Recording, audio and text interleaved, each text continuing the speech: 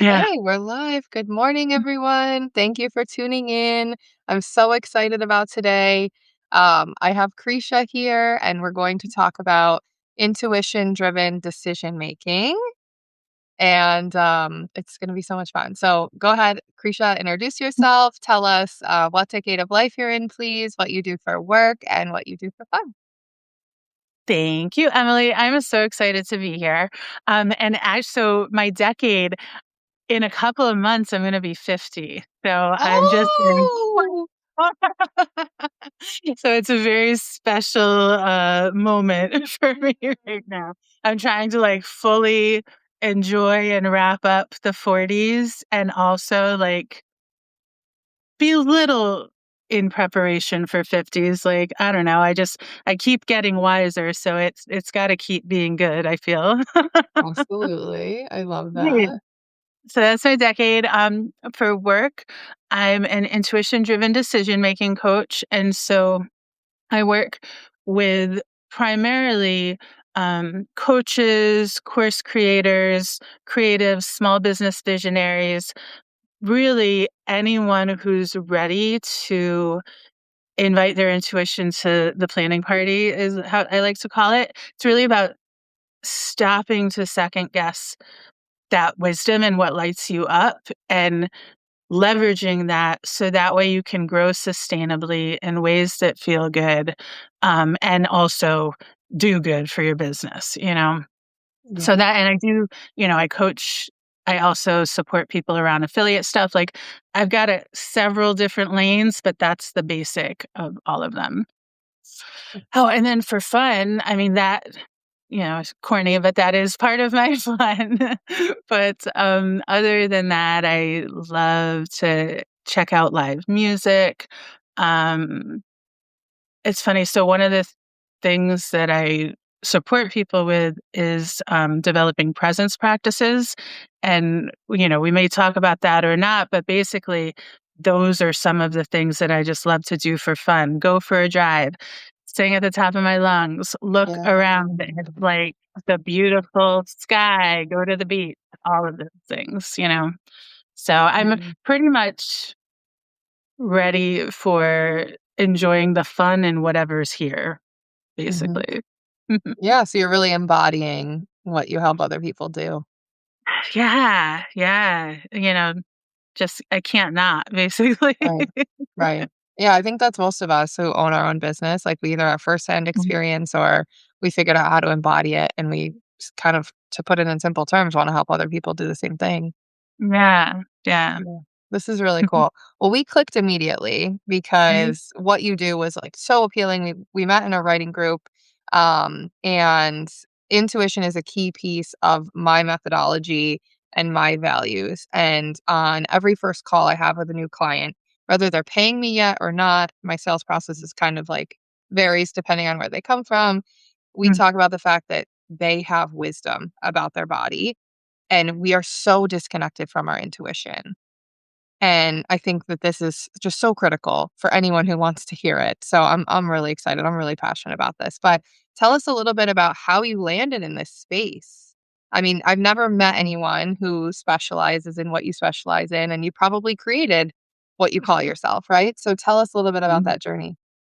Funny, I just had this conversation with someone the other day. I was, out in the wild and doing something totally different, and they said, "You do what?" And Yeah. they're like, "That is so cool." And I'm like, "I made it up." But Good. yeah, so gosh, this question is always a tough one because I've had a wild journey and I don't want to go too far back or not enough back, but I used to be a middle school French teacher and I was heavily involved in teacher leadership and I had a beautiful career there. And then, a while after I had been married, I went through a divorce. And then at some point, just something clicked where this just wasn't it was great, but it wasn't it? And Mhm. so I call it following the breadcrumbs, and I just kept doing the things that lit me up, that were really intriguing me, and then saying, okay, and then what from there and what from there. And then, I discovered the school that I went to for grad school was offering a coaching training program, like at just the right time. And so it all evolved from there, but it all really is an exercise in intuition driven decision making where like, Yeah. when you have those things and they don't make sense, they don't like follow the program that anyone would ever have recommended, but you just know it's what's for you. And that's so powerful. Like, how amazing is it to have that access to that sort of wisdom? And so often we hear it and we like shove it aside. Oh, that's not important. That's not real. That's selfish. That's indulgent. That's not practical. Like all of the whatever our stories are that we bring to everything, those tell us to discredit Yeah. that very deep, powerful wisdom. And there's so much pain that happens along the way that could be alleviated if we just freaking trusted it. Yeah. Yeah. What role did our modern life kind of Mm, encourage us to cast our intuition aside? And then, like, I mean, we could probably go deep and upset a few people, like public school, conforming, mhm. and then Yeah. social media. Like, what role did modern life play in this? Like, Those are all like such valuable, real points. And I think there's something to say on all of them. And like when I answer the question, it feels like deeper, further, like, and again, don't know in terms of upsetting people and, like the patriarchy. And like, I feel like there have been groups of people who have been very invested in disconnecting, especially women, from their strength, their wisdom, their power. And so we can go, global, patriarchy, we can go very micro with, families and systems there where like the one person in the family benefits from you not listening to your own wisdom because then that keeps you in service to them and supporting them and what they need, like mhm, there's and it's just so knitted into our culture that it really requires a clear like decision no and an awareness. And so when you have that, maybe someone's decision comes from, like you said, thinking about the role of public education and how that's disconnected us, or social media, like whatever doorway gets you in there, cool. Because the point is that we're not doing this anymore. We're, yeah. that's yeah. Yeah. So there, I mean, yeah, it's systemic. There's situations that it's everywhere. Yeah, well said. I mean, I agree with you. I think that doesn't mean everything. I mean, obviously, some things are a little bit more black and white, Mhm. but things are not being treated with nuance, and systems are not being reevaluated. And I Right, talk right. about this a lot. If you want to be healthy here in the United States inside this culture, you must swim upstream. You must challenge the Mhm. status quo. I love And that. to listen to your intuition is the same thing. You must. You must choose to forge a slightly different path and find it again. I love that so much. I have a community called the Uprising Inner Sanctum, and it's all about like it is not to Yeah. over whatever anything, but it is revolutionary to be like, no.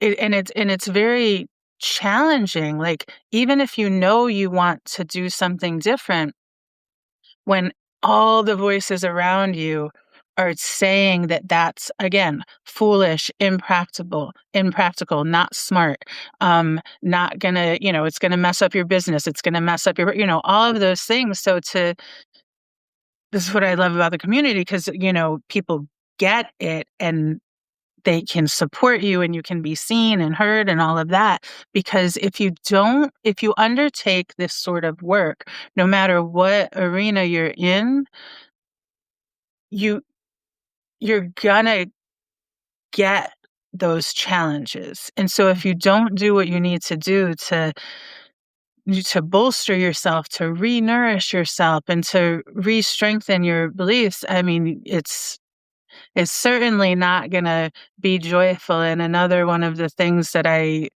talk about is claiming joy like it's your job, because it is. And so you Yeah. have to be able to let yourself be joyful, Mhm. Yeah, I love that. Such a simple but, like, profound right? reminder, and I think a lot of people, when they realize that and that clicks, are like, "I'm just sad this didn't click sooner as an adult," Mm, right? Like, there's just yeah. kids. Yeah. Well, what would you, like, what would be, like, step 1 for someone who's maybe hearing this or comes upon this later, like, and they're like, "I'm not really feeling connected." Like, what's something someone can do today was Mhm. inside their own means, power, practice, lifestyle, whatever, that can help them start to refine their intuition? Such a great question. I mean, the first thing, and again, it sounds very simple, but well, 2 things just popped into my head at once. So one is what do I like to do? What do I want to do? Just that question. I mean, for very many different reasons, there was a long stretch of time, um, that I just my answer was always in relation to what either my husband or my mother or whoever, like, what they wanted. And so it took a lot of intentionally asking the question, "What do I like? What do I want?" And then dealing with that moment of, "Are you kidding me? I'm 30 whatever years old and I can't answer this question easily? Like, that's absurd." And then having grace with myself around that, and then dealing with anger around that, and then Yeah. actually answering the question, you know? So I think there's something so powerful in asking yourself, for real, regardless of what anyone else thinks about it, wants you to feel, or whatever, what do I like? What do I want? Um, and just letting it letting it bubble up, and then going a little further and a little further, and then just doing one of the things. Like I said, one of and so I've been on, the whole dating app scene for absurdly long. And, this question of what do you like to do in a dating Yeah. scenario used to stress me out because nothing felt right. And then one day I finally was just like, you know what I like to do? I like to go for drives, sing at the top of my lungs, chase sunsets, and look up at the sky and take pictures. That's what I like to do. And so it was also a great filter because people who couldn't handle that, Right, we didn't need right. to go there, right? And so letting your answer be your answer. Mhm. It's as simple as that. You don't need to do other fancy things. Just Yeah. centering yourself and your joy and your desire, and wondering about it, and then maybe even daring to, like, get a kick out of it for yourself, you know? Yeah, how dare you? How dare you enjoy Right? something so simple? Yeah, and Yeah, own it, you know? yeah. I think everyone's probably had that experience, like, we all like, people joke, like, you panic when people are like, "What do you like to do?" And, like, in different seasons of life, that's harder.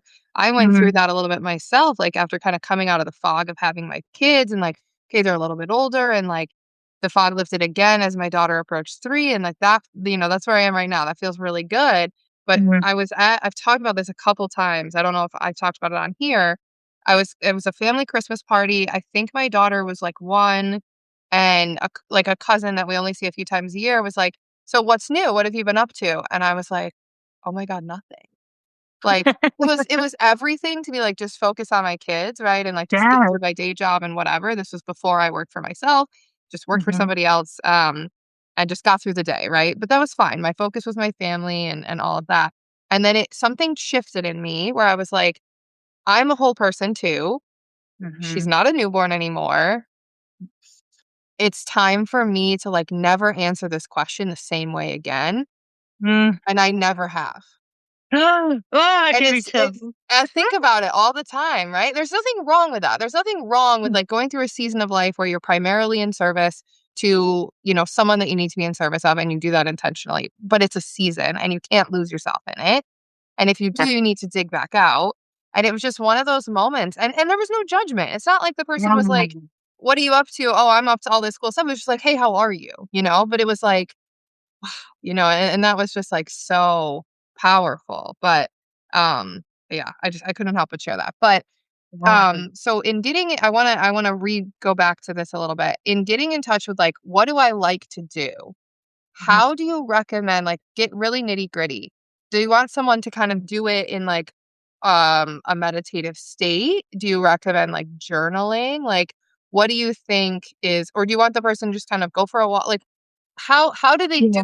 we can't really slow down very easily, and Right, yeah. right, and so this answer, people either are like, "Yeah," or they get frustrated with this type of answer, and I have it for a lot of things. Like, what I want the person to do is gonna be dependent on, like, what what they are into. Like, for instance, for me, when I started with myself, like, I just love looking at stuff around and taking pictures. So I'm like, okay, let me actually honor that as a practice rather than just some throwaway thing. And so some people, like you said, a meditative state. Sure. Some people are going to be like, yes, that's going to do it for me. Some people are going to be like, meditation, hell no. Like, I don't have time for that. I don't resonate with that, whatever. And so, um, normally it would, like, come up through things that we've already talked about and be like, "Oh, that would be a great way to access all of that." But if we don't have that sort of a scenario, I mean, I usually go very simple. And, like, if I were to ask you right now, "What do you love to do?" Noticing, like, we might not even get an answer right now, but I ask that, and then what happens in your body, right? Because if you get a constriction in your belly, that's some resistance, that's some heaviness. It doesn't matter what strategy we go for because that's there, you know? And so being able to notice whether you light up and you feel light and just, like, easeful, and you can't help but, like, all of these ideas come in. Well, so then that's one feeling state, but the other where you're, like, anxious and stressed, we can, like, sort of massage through that together, you know? And if we're not together, if someone is doing this on their own, I mean, there's power in just sitting with, "Wow, I feel nauseous, like literally nauseous thinking about trying to decide what I wanna do, what I like to do." That's wild. And so then thinking back, like, what's the last thing I remember doing that I enjoyed? Or what's one thing I remember doing that I enjoyed? And if that feels, how you said, like, gosh, I haven't done anything, then you could decide to go back around to, like, childhood. Be like, what did I used to love to do? Do I still love that? Like, we met in a writer's group. I've been a writer since I could write, and so I've always loved to do that. I used to love video games. Those don't do it for me anymore, but I loved to read, and so then I start, "Oh, and then I can do this, and you know what else I love to do?" And, it just sort of, the questioning helps open up the paths, and sometimes that comes through having a moment that could, like, roadblock the path, right? If you're like, "I don't know, I'm stuck, I'm blank," you know, allowing yourself to feel that stuckness, and then go around, like take a different route basically. Like, okay, so I'm stuck right now. Cool. What was one thing that I enjoyed? Sometimes people say the last thing, but for me, then I get stressed on like, well, what was the last thing? And then that takes me out of it. So then I'll go further back. And I don't know. Did that answer the question? Yeah, I think so. I think so. And I will give another like more clearly tactical thing, like very simple process of yes, no. So Mhm. if you are and this is for intuition in general, but it can help you decide if you want to do the thing, like because they go hand in hand. So very start with very low stakes decisions. Do I want a salad or a sandwich? So you can do either or yes, no. Do I want a salad? Do I want a sandwich? Okay, do I want a salad? Yes, no. And then see what happens in your body. Do I want a sandwich? Yes, no. You will likely find a little bit of constriction around one of them, a little bit of lightness around one of them. And it's not, it doesn't always happen, but that's how we start to develop our intuitive body knowledge that helps us make those decisions. But we do it in low stakes decisions. And then we start to build up. And one, we can see it's not that big of a deal. Like, even if I picked the wrong one, nothing exploded, like I can change my mind or whatever. But that yes, no practice, I first learned years and years and years ago from Elizabeth D'Alto with Wild Soul Movement. And it's so simple and so powerful. That's how I started to realize like, not only are my yeses around lightness, but I will literally like rock back and forth, not on like it just happens. In my nose, I start to go side to side. Sometimes it's subtle, sometimes it's like almost embarrassing Mhm. because it just happens. And so that doesn't mean that that's what will work for you. But when you start to ask yourself these questions, you develop the yes or no. And even if you're talking about like, well, what do I like to do? You can be like, do I like to, let's say you're supposed to go do something with a friend and you ask yourself, do I want to do this? You might be surprised that either your body will be like, yeah or no. And then you can go from there. Wow, that's super powerful. And the Hmm. simplest things are how we be well. It's the Yeah. simplest things. It's And then you always it's always have that, right? yeah, definitely. I wanna go back to something that you said. Is it important in your work and the way that you support people to validate the fact that we outgrow things that brought us joy? Like we talk a lot about seasons of life. I talk a lot about that. And I, but like you used to like video games, you don't like it anymore. Like, how is it important to validate that? Like, how do we get comfortable with like, you know what? I went all in on this hobby. I spent thousands of dollars on a camera. And you know what? I'm not feeling it right now. So I'm gonna Right. put the even though it brought me joy for 15 years, like, Mhm. is that's normal, right? So, like, how do we validate that? How do we, like, accept that and move on? Yeah, and it's so important and like sometimes I feel like a broken record because I feel like it all comes down to self-trust, right? Yeah. If we trust ourselves to make decisions for ourselves, it's not even a it ends up not even having to be about validating those decisions because we don't even question them because we're Mm. like always checking in with what we want and then we recognize when it changes and that's just how it is and the path there can definitely um you know in terms of like some people will need to have more support and more time in support around letting go of guilt or frustration or judgment around those changes, right? But like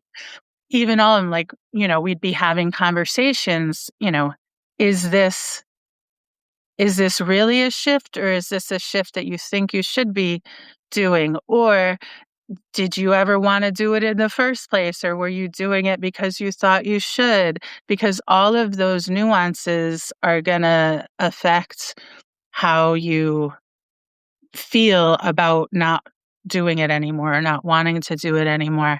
But I'm always, always, always like, if you're if it feels right to you to move on, let that be the right answer. Yeah. Like, it's who cares what I think? Who cares what this person, it doesn't matter. If it feels deeply right to you, that is enough. Yeah. Yeah. That's the other thing, that intuition and self-trust are so intertwined, right? And Yeah. so maybe they're even synonymous in some situations. Like, Mm. but if you, yeah, have finding self-trust changed my life. It's given me Yeah. everything. Absolutely Mhm. everything. Right. Yeah, it's the most powerful thing I think I've ever tapped Mm. into, honestly. I love hearing you Yeah. say that. And, because it's sometimes tough to like quantify. So the Yeah. three pillars of my work are self trust, self love, and self care. And they all support each other. But it's interesting to think of them as like a trifecta. But self trust, and just came up the other day. If someone is generally confident, strong, connected with them. Like if someone is generally confident, they might not think that self-trust could be flagging in some ways, that a lack of self-trust could be interfering with their success or experience of joy and all of that, because self-trust is so much more than confidence. And there are so many different areas. Like you might trust yourself to make a good decision, but do you trust yourself to follow through on it? Or are you still battling the old story of, oh, I'm a procrastinator. I put things off to the last minute, or I bail, or, whatever those old stories are. And so even if you feel quite confident, it's not synonymous with deep self trust Yes, I necessarily. totally agree. That kind of describes me, like, on Mhm. paper, I made it, like, Mhm. married, kids, successful career, nice house, like, pay Yeah. my bills, right? Like, doing fine, but for me, it looked a lot like setting boundaries and questioning myself, having a ton of anxiety, outsourcing my validation, outsourcing my decision making. Instead of, like, sitting with myself and being like, "I have the answer," be like, Yeah. "What do you think? What do you think? I gotta call this person. I'm gonna voice note this person." Literally, I pitched my business model to a friend and told her to do it. And then I was like, "Oh my god. This is for me." But I wasn't in a place yet to see Mm. that. Maybe that's not, I mean, that's, like, a little bit whatever, but, like, yeah, I think it looks Yeah, different for every person too, right? Like, yeah. like, so many people talk about, like, a lot of coaches talk about, like, women especially women, a lot of us work with women, um Mhm, we look like we have it all together, and this is the same mhm. for men. I work with quite a few men. You look like Yeah, you have it all together, but inside, something just feels very disjointed, or it shows up in all these different ways. totally, totally. Ugh, Yeah, it's and wild. what a powerful experience for you to realize what was going on, like and, sometimes we might be like, "Oh, why didn't I realize?" You said this earlier, like, "Why didn't I realize sooner?" And it's just like, the timing is the timing, the path is the path, and that experience of, like, making the mistake going through that will help you never make that mistake again, and it gives you such a strength from the core that you wouldn't have had just by, like, talking about it without going through that. Mhm. Yeah, Mhm. absolutely. Like, we can't avoid adversity, we can't avoid struggle, we can't avoid suffering, we just need to make the most out of it and accept it as part of, and then obviously minimize what we can. Don't need to impose extra self-imposed suffering, but Right, exactly. yeah. I love that you used outsourcing, 'cause a thing that I'll say often is, like, "Stop outsourcing your power to others," Yes. and it all comes down like, thinking of taking an inventory of what are we currently outsourcing to others that we don't need to, you know? Yes. Yeah, and that's a perfect product of, how we grew up or how I grew up. I'll speak for myself.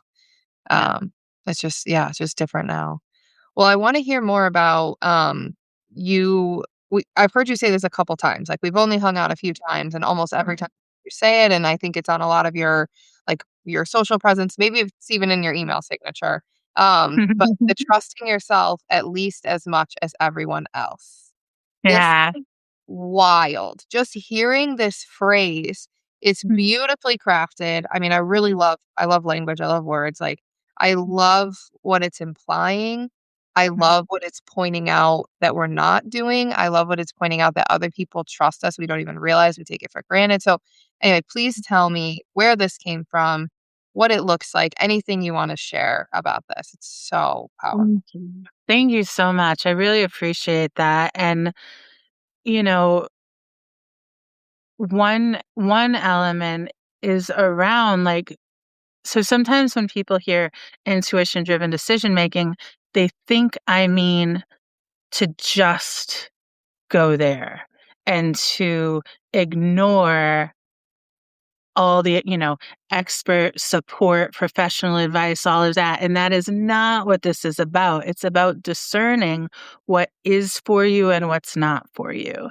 And we're so programmed to seek that outside support, the expert opinion, the roadmap, and anyone who's like owning and building their business knows like, these are all word like you're supposed to do all of these actionable things and give the roadmap and give the 1, 2, 3 and give the sound bites and all of that. And sometimes it's just like sometimes these things are supportive and sometimes they're not. And sometimes it's just like going through motions without being really grounded in them. And so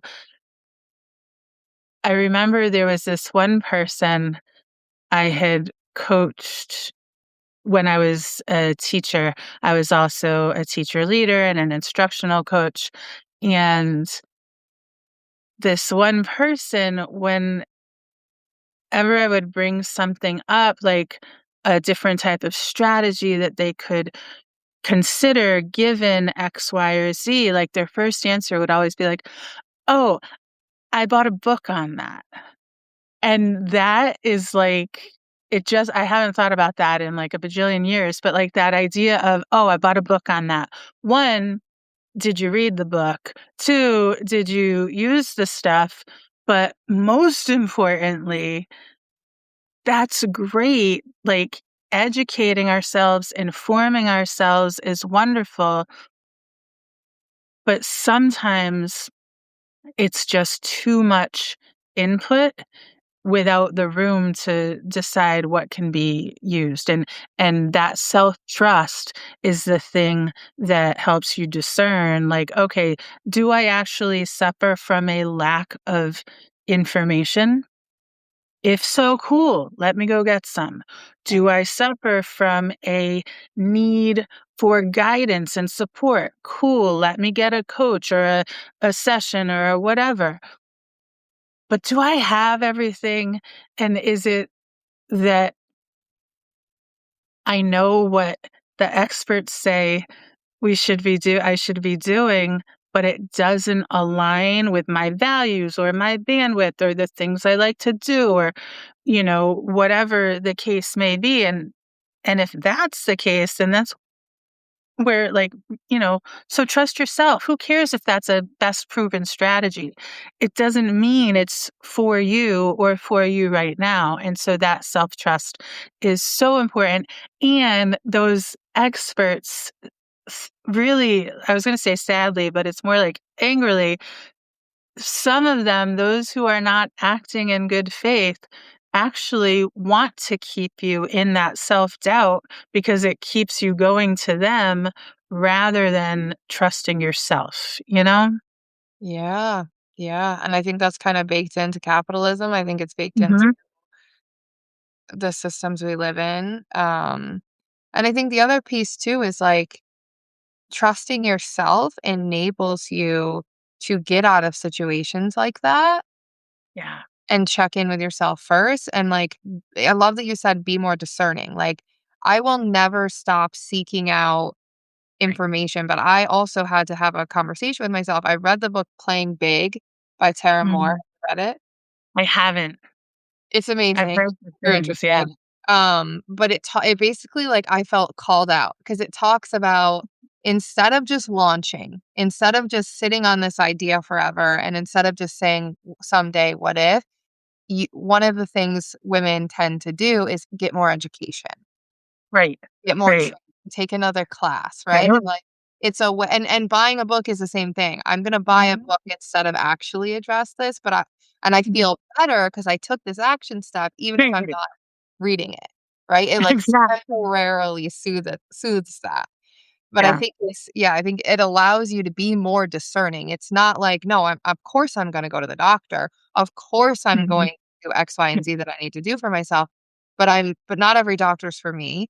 Not every specialist is for me. Not every coach is for me. Not every book makes sense for me. And if Yes. I trust myself, I'm able to say, like, "No, you're not supporting me in a way that I need, and I can move on." And it might not feel great, Right. but how bad would it feel to not be able to do that? Well, if you think about the times just reading a book, you read a thing and something lands and you're like, "Ooh, that feels great. I'm glad to know that that resonates." Then you read something and it's counter to what you believe. Do you then make yourself wrong and say, "Oh, I guess I need to learn this," or "I guess I was wrong about that," or do you say, "Oh, that's not for me?" And sometimes I'm not saying that we're never wrong or anything like that, but I'm just saying so often the default is to read or hear something that someone else is presenting as truth, Right, and if you don't see it or believe it, then you think that that's a failing in you rather than a difference of opinion. right. Amazing. And so having that muscle to own that we just have different opinions. Again, I can trust myself at least as much as everyone else. And it goes both ways, right? Like I don't have to be wrong for not agreeing with them. They don't have to be wrong for not agreeing with me in that case. But yeah. Yeah. Yeah, absolutely. Everything requires nuance, but the foundation of being able to see that a little bit better is definitely self-trust. Mhm. Yeah. Yeah. So we get our intuition on board. We're feeling good, but now we own a business.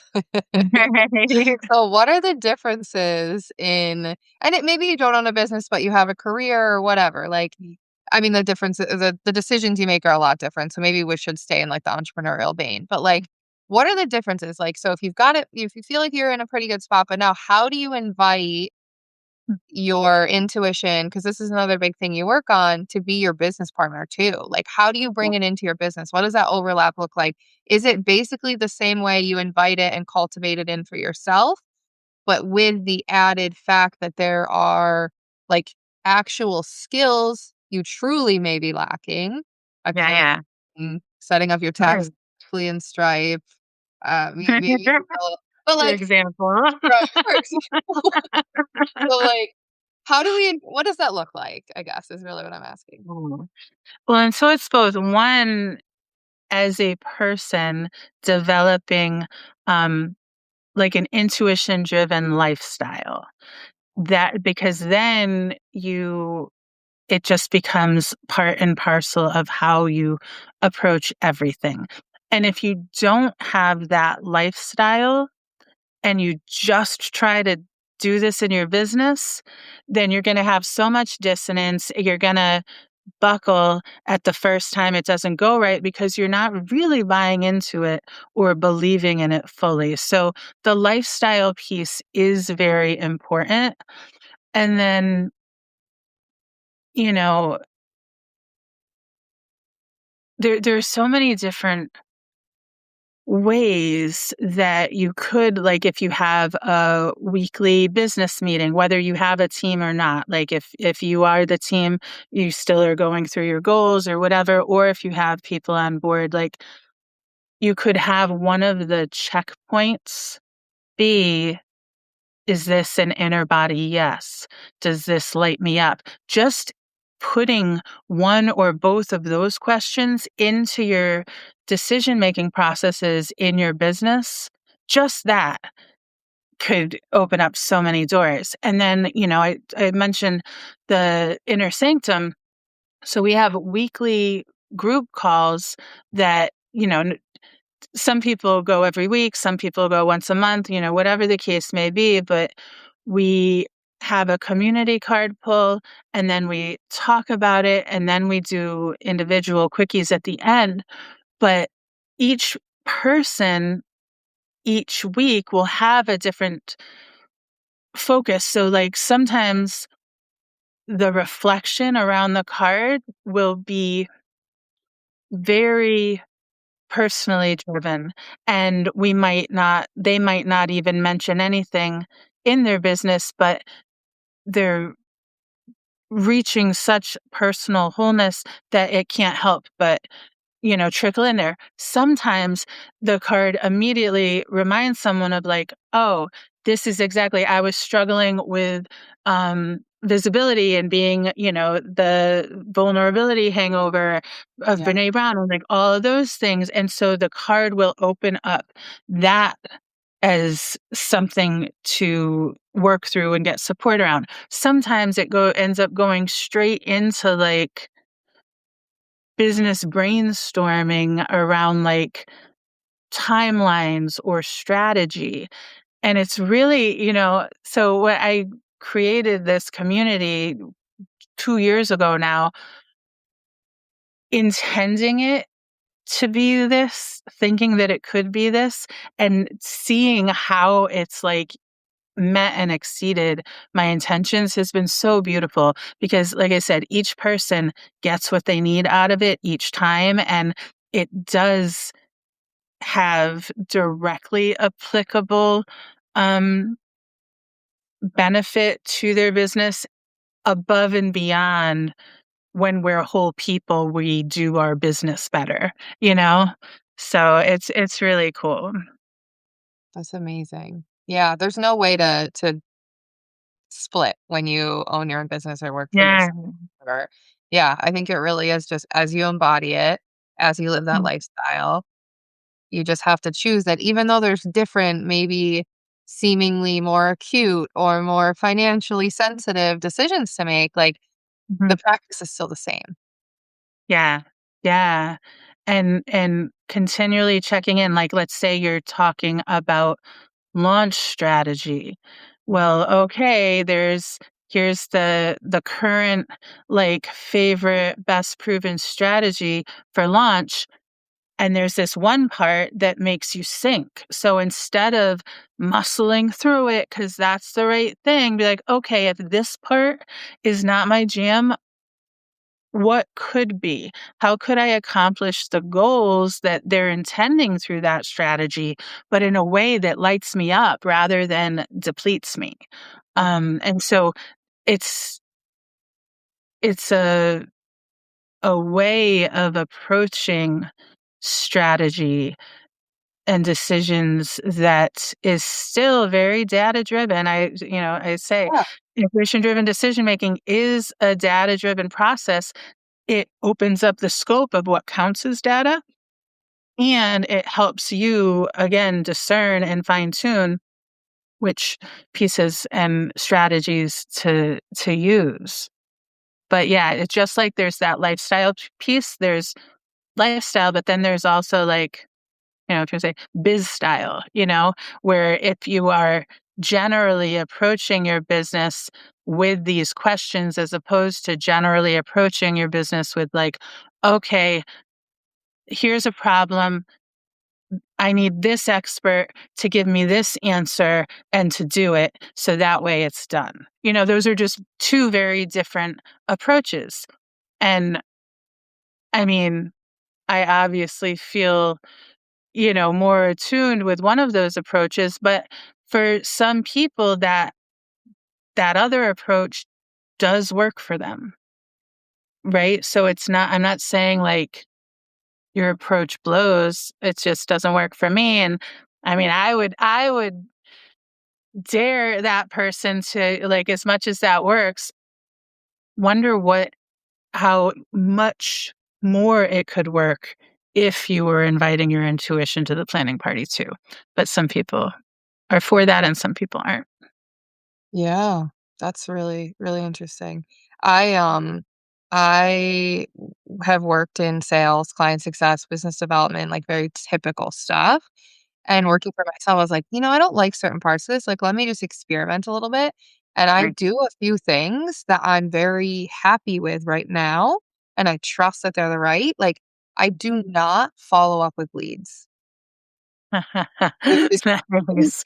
right? Right? And so But usually when people say that, you're like, ugh, I know, and you people do love. think that way, but, like, traditional, like, sales Mm, process, like, I don't like it, so I've been able to find other influences or other people talking about this on the internet and things like that, and I'm like, "Oh, like, this actually" like, I landed in, like I purchased, like, an online course mhm, related to something specific, and it touches on that. I'm like, "Wow, I didn't know this before I purchased that this was gonna be is a piece of this," but it's, like, huh, affirming it for me, which I don't yeah, necessarily need because I did it anyway. But it's like, if my ethos is going to be, "I am treating you like an adult, and my actions back up that you are behaving like an adult, why would I follow up with you?" And I'll tell you, I have a 100% follow through rate on their own time. But everything will tell you follow up within 2 to 3 days with your lead. "Hey, do you still wanna do this?" Like, I'm not doing that. It's and we'll see, like, but here's the thing, like, this is maybe where self-trust comes in. If it stops working, I can yeah, pivot, and it's also not like, if somebody says to me, like, "Follow up with me in 3 days if you don't hear from me," like, okay, sure. Like, yeah, it's individualized, like, I can get a feel for each person, but it's just interesting, and I think I get love a it. real kick out of going against the grain, which is Yeah, exactly yeah. what we're talking about, right? Like, you challenge the status quo by listening to yourself and, like, making your own rules, but I'm, like, able to say, like, "Let's see how it goes," and I'm okay with being wrong, but let's at least see. Let's try. I could not love that more. And it's so exciting. And just an important piece of that I want to make sure we highlight is the values. Because the way, like that follow up doesn't actually align with your style of being with people. And so, oftentimes, when we outsource to others and we don't honor our values and our interests and all strengths and all of that, we end up having this misalignment that doesn't actually work anyway. Right. And people were like, "Well, I don't know why I did the thing. I did what I was told." Yeah, but it's actually misaligned. Or it works, and then you get misaligned clients who need to be handheld in ways that you don't necessarily want to be doing, maybe, like that's so powerful. And you also said the validation, you didn't need it because you did it, but it helps. Like, so making the decision and then they're sticking with it. And Mm, so you didn't need that validation to make the decision, but life is long and there are curveballs and voices are loud and yes. having some validation can't hurt to help us stick with it when things get a little bit like someone pushes back or something, you know? Yeah, absolutely. Self-trust doesn't mean we don't want support or affirmation or Mhm. validation from other trusted places. It, for Yeah. me, also just means I'm careful of who I trust. I'm Yes. very careful now who I take advice from. Mhm. It's Yeah. yeah, it goes a long way. Oh, this is so cool. So tell me about I wanna make sure we have time to talk about presence practices. Hmm. I We love talked them about it a from little bit, but, like, tell us more. so like, you know, when people are like, "Well, how do I do this?" And how do I claim joy? Like it's my job. How do I stay connected to my intuition? It took me a while to figure out like how to actually help people do that other than just like the very individual like we figure it out together. And the the easiest thing that has the biggest overall impact is a presence practice. And so all that is something that keeps you present to your joys, to your wishes, to your wants, that keeps you grounded into yourself, into that like wisdom within that if we don't get intentional about staying connected to it, it gets shoved aside. Either we do or someone else does, you know? And so for me,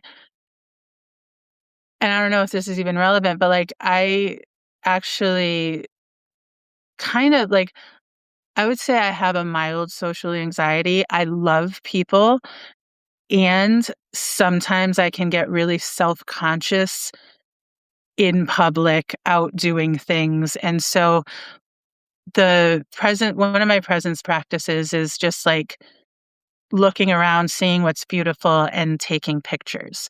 Sometimes people criticize that because they're like, the camera takes you out of the moment. And maybe it does for you, that's cool. But for me, it actually brings me into the moment. And like having that practice, it started because it helped ease that anxiety.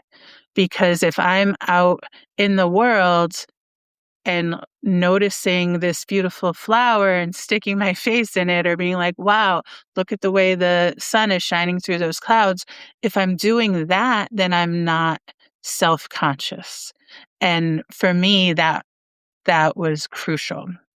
And so as I started to try to like reverse engineer basically how I am. Because it doesn't make sense to a lot of people. The other thing is, like, being joyful even when times are tough, even when world is a shit show, even when I'm struggling with this or whatever, and those things, like, making those practices regular so that, like, it's now just, like, second nature when I'm outside and I notice some light, I look, I pause, I take the picture. Or, in traffic, I love stoplights and electric wires and all of that with the clouds, and so I'll stop ev you know, I'm always at stoplights, and so now it's a habit, so sticking these things to, like, connect and be present, sticking them onto things that are happening all of the time, just that helps. Now I've woven this lifestyle together of these presence practices. Yeah, wow, that's really cool. Do you have any other examples for, like, from your clients and your community and stuff of what other people do? Yeah, and so really, like, when people ask how to do it, it's like thinking about um what are the repeated moments of your day that you can attach onto, and what are the things that you love so much. Um, and so I don't know, like one thing that's popping in, this isn't really the same thing, but like a mom who's like struggling to find her her own space amidst all of the things. This is actually a friend of mine, and she loves the things that I share and the strategies, but so they don't always feel practical. She doesn't always feel like she has the space to Mhm. just whatever. Because even at the stoplight, well, if her child's in the car, then she's not in this moment with the stoplight because so there are all these very real obstacles to these presence practices.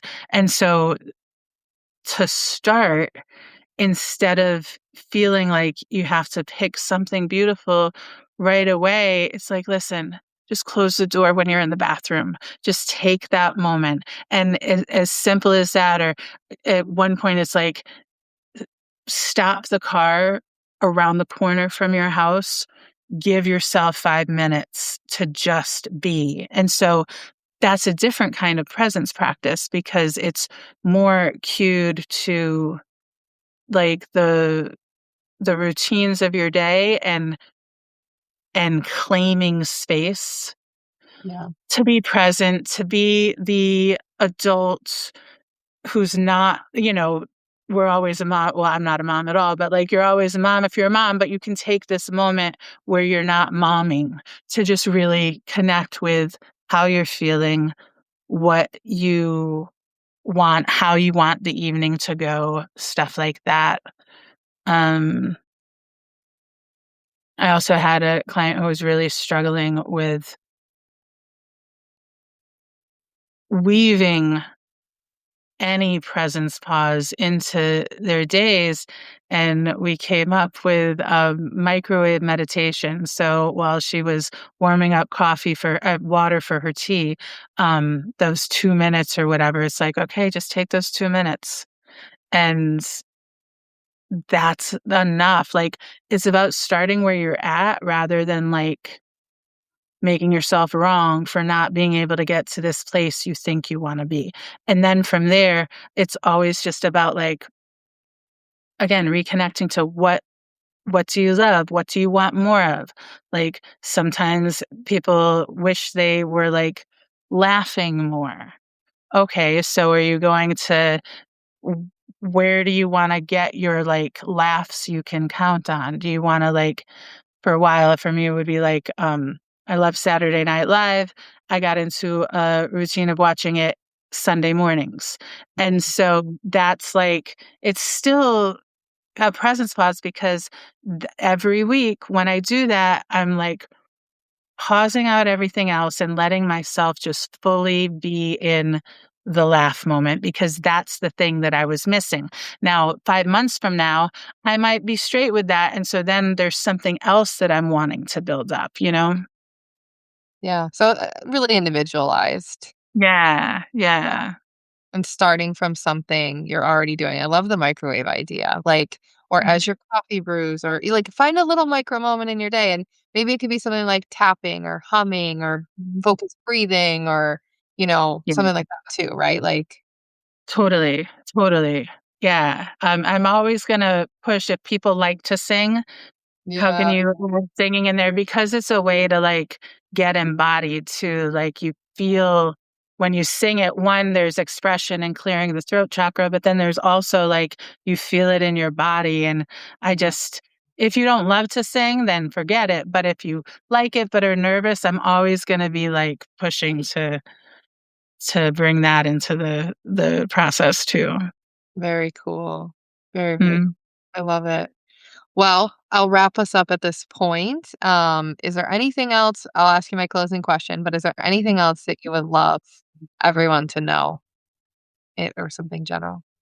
I mean, this sounds very corny, but, like, I my belief is that we're all doing the best we can, Yeah. and that means you too. So sometimes we give that grace to others, but I think it's important to remember that it's true for us too. And at root, I mean, I like to say your magic in motion. So start acting like it. Let yourself really be that. Oh, maybe that should be the title of our episode. I Thank love it. you. Well, thank you so much. Thank Let me ask you you. my favorite closing question. What do you wanna be doing when you're 80? So funny. I'm so not like automatically a long-term person. And of course, now I'm realizing that that's actually only 30 years away, which is wild. But I want to, whatever I'm doing, I also, logically or not, I feel like I'm going to live till 117. Like that's the Right? number that's one of mine. So I'll still be in my prime at 80. But, yeah, I just wanna be I mean, who doesn't wanna do this? But I just wanna be enjoying life, Yeah, continuing to laugh, continuing to find beauty everywhere. Continuing to have really meaningful connections with the people in my life. yeah, amazing. It's simple, Mhm. it's beautiful, it's part of being Mhm. human. Mm. Right. Yeah. Thank you. Thank you. This was so fun and so meaningful and so powerful. I wanna make sure everybody knows where to find you, so I will link your website, your Instagram, and you're offering some special discounts for our audience, so thank you so much. I'm gonna make sure that's in there.